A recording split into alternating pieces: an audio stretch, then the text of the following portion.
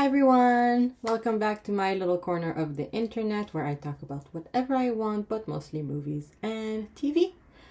Today, I wanted to talk about Four Weddings and a Funeral, the movie and the TV show that came out recently. You know, Four Weddings and a Funeral, it's an iconic rom-com, right? It shot Hugh Grant to superstardom.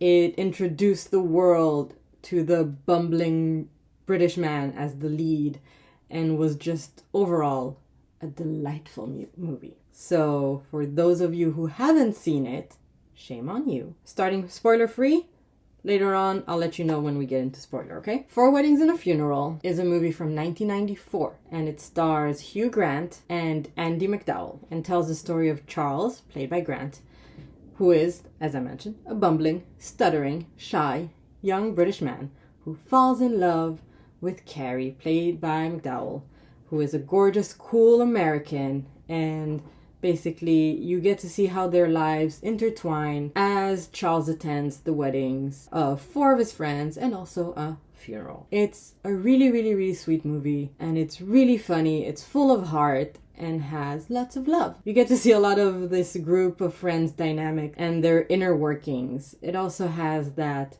wonderfully cheesy rain scene where Carrie goes, "Is it still raining? I hadn't noticed." It's great. Love it. It deserves to be on the top of every rom-com list. So then in 2019, Hulu released a 10-episode series based on the movie. And I just watched it recently and I have thoughts. So let me rant, because thoughts I have, and this is where I share them. The show stars Nathalie Emmanuel, whom you probably know from Game of Thrones, Fast and the Furious franchise, Army of Thieves, etc. She is stunning, she's talented, she deserves all of her success. Anyway, she stars as Maya, who's a woman who works as a speechwriter for a politician whom she also happens to be having an affair with. She goes to the UK where all of her American friends apparently live. So the show centers around Maya and her friends as they navigate their loves and losses. You do get 4 weddings and 1 funeral in a span of the 10 episodes. So I don't think they're planning on doing a second season, unless it's like an anthology series. On paper, it's not a bad idea. And I'm not mad at the show existing. I think it's pretty cool. Especially since they don't really try to shoehorn the original movie at, like, hardly at all. There's just one tiny cameo, but I'll just discuss that in the spoiler section. My main issue with the show is that I don't understand the thought process of the creators when it comes to what they took from the movie and what they decided to leave out. So for starters, I felt very confused because our main character this time around is Maya. So my immediate initial thought is, oh, interesting. We'll get to see the events of the movie, but from the American character's point of view. That's cool. But that's not what happens, since all of the main characters, or at least the main group, they're all American. So why is the movie set in London? Wouldn't have made more sense if because, let me backtrack. They tell us that these 4 friends went to the UK together as in an exchange program, and then 3 of them decided to stay and she decided to go back.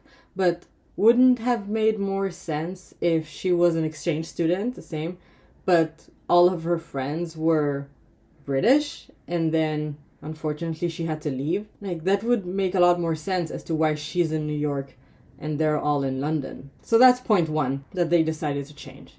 They insisted on keeping the story in the UK, but made the majority of the cast American.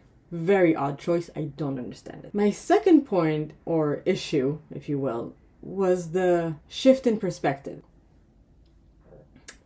Had to arrange my glasses and feel smarter. Our main character this time around is not shy and bumbling and awkward but a successful, stunning, smart, and maybe not a great person, right? Seeing as she is having an affair with a married man. And I'm all for flaws, but that particular one is a bit hard to work around in a romantic comedy setting. Next, we have the friend group.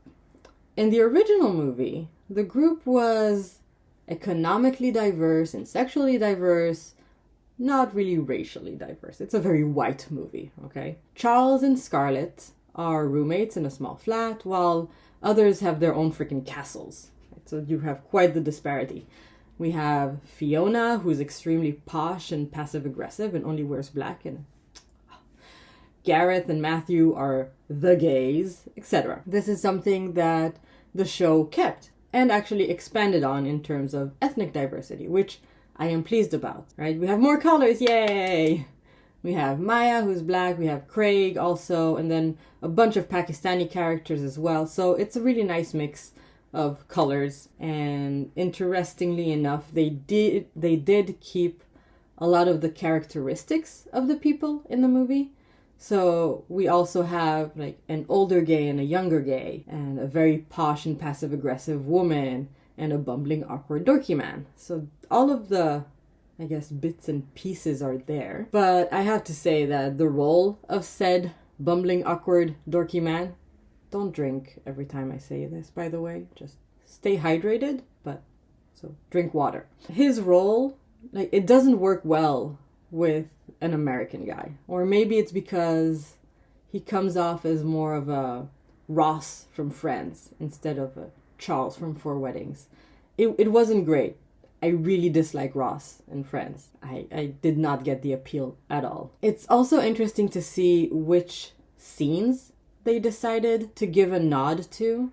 I won't go into detail about those in this section, but there are a couple, and then there's, of course, the cameo itself. The last thing that didn't really bother me, but I thought was odd, was the ode to other romantic comedies. So there are a couple of scenes that are very clearly about other rom-coms and are not about Four Weddings. It's just a bit jarring to have them here since, you know, it's not about those movies. This is Four Weddings and a Funeral. Stick to what you know. Overall, I think if you love the movie, watch the movie again. And if you've never watched the movie, go do that. This show is, at the end of the day, nothing special and ended up making me more annoyed than happy. Specifically, I have visa issues with this show, honestly. How do all these people just casually live in the UK or move to the US? This is not the EU. Can't just move around. You need a proper visas, people. Whatever. But now, let's dive a little deeper and go into spoiler territory. So if you haven't watched the show and don't wish to be spoiled, feel free to leave now. I'll miss you. Don't forget to subscribe and like and stuff.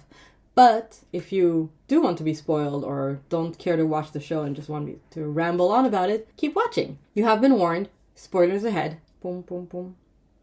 3, 2, 1, let's go. Okay.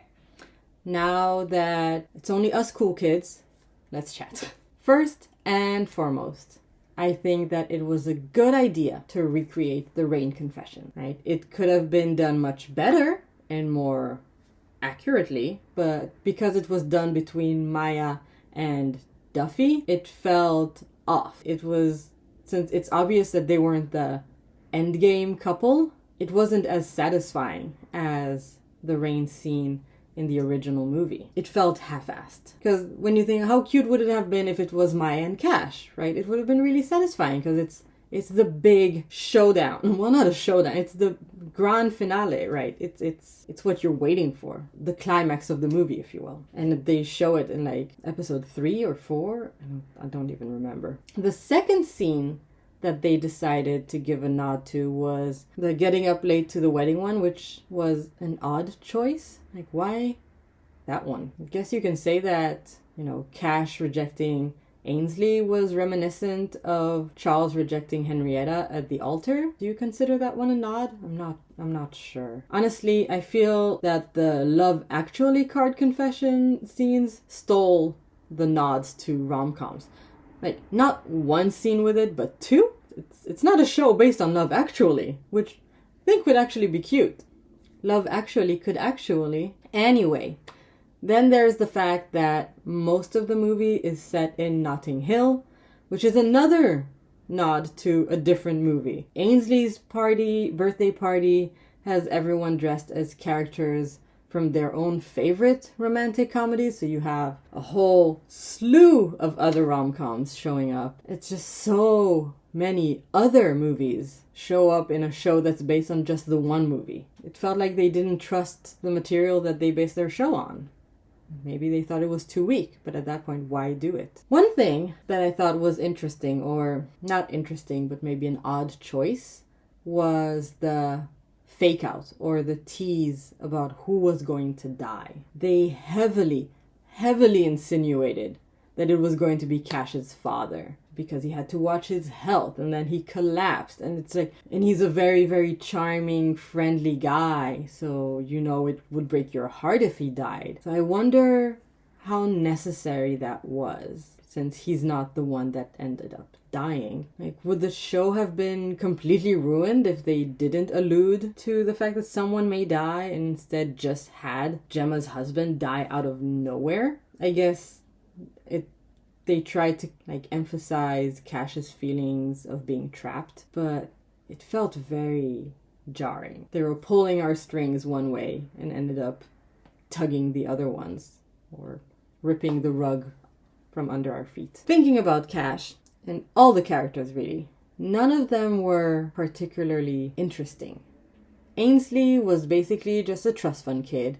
Craig is hinted to be a womanizer, but he's madly in love with Zara the entire show, so where's the womanizing part? Duffy is unbearable, and then Gemma is a snob, but maybe has the best story arc, even if we barely see it. Cash is just miserable most of the time, very reminiscent of teen rom-coms, the "no, this is your dream, Dad, what about my dreams" vibes. And Maya is pretty. That's mostly what she has going for her, which sucks because one, she's the main character, and two, Nathalie Emmanuel is a really good actress. She deserves more than just being pretty. And actually, you know what? I wasn't speaking of her, but Andie MacDowell shows up as the cameo, and she is Ainsley's mom. And I'm just wondering, was she supposed to be Carrie from the movie? Because we don't have their last name, so I have no idea. And if that's the case, that means that Ainsley is the daughter of Charles and Carrie? Or was Andie MacDowell's character just there so that, you can do the ooh, I know her. I mean, it's fun that she was there, but just raises more questions. Because she just shows up and being like, I'm cutting you off, and then leaves. So, also, I'm sorry, but how do all these people, like I said, work visas? I can sort of understand how Craig works there since he's in finance. Okay. And then Ainsley, she's rich. Okay. But Duffy?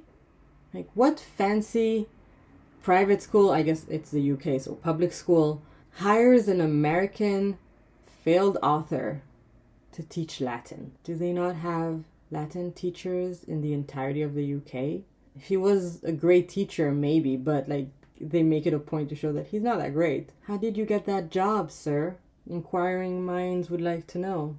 We get the final episode where they go full on season 8 Game of Thrones, jetpack speeds, bouncing around from the UK to the US as if it's it's across the pond, but that pond is pretty damn big. So what? Isn't a flight from London to New Jersey 7 hours? And then you get time difference. Who shows up at a wedding 7 hours beforehand? I really don't understand the timeline of the last episode. Also, Duffy's entire class comes with just Tabby, the French teacher, as their chaperone. Where are the kids' parents? Who let them on a plane? Do they all have passports?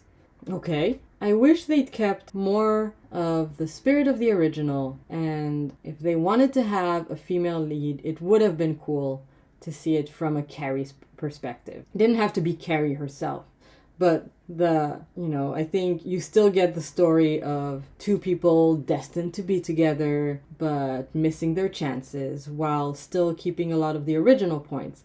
Like, it could have been interesting if she did get married to the politician, only to have him cheat on her, because he does, he cheats on her anyway. But then after that, she goes to the UK. I think it's a bit of a missed opportunity, because otherwise he's just a throwaway to make her look bad or untrustworthy. But yeah, what about you? What did you think of the show if you watched it? What did you like? What did you dislike? I would love to hear. Please like, subscribe, comment, share, do all of the things. And I'll see you next time. Bye!